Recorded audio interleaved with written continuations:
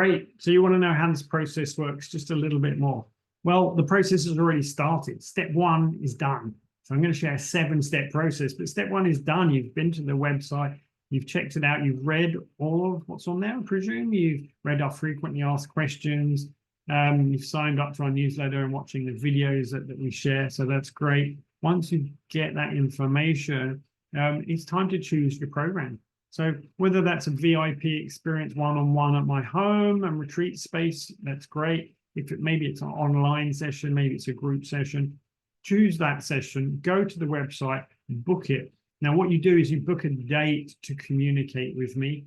And just so you can set that for tomorrow, the day after, whenever you want.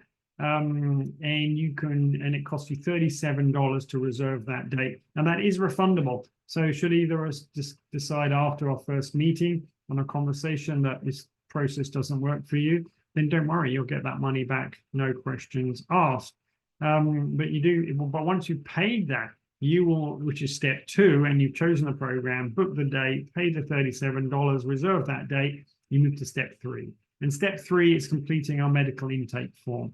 Now, that's required to work with us. We need to see all the details. We need to be as honest as possible, answer everything that exists. There's no right or wrong answers.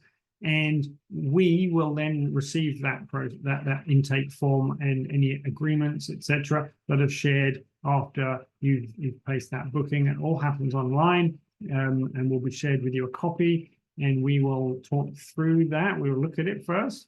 And then if it's accepted, then we move to step 4 and we arrange that call and go through any questions that you may have.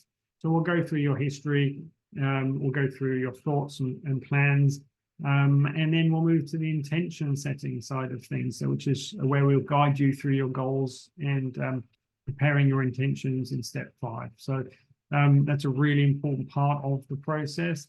And that needs to be done at least 48 hours before the experience itself, which is step 6.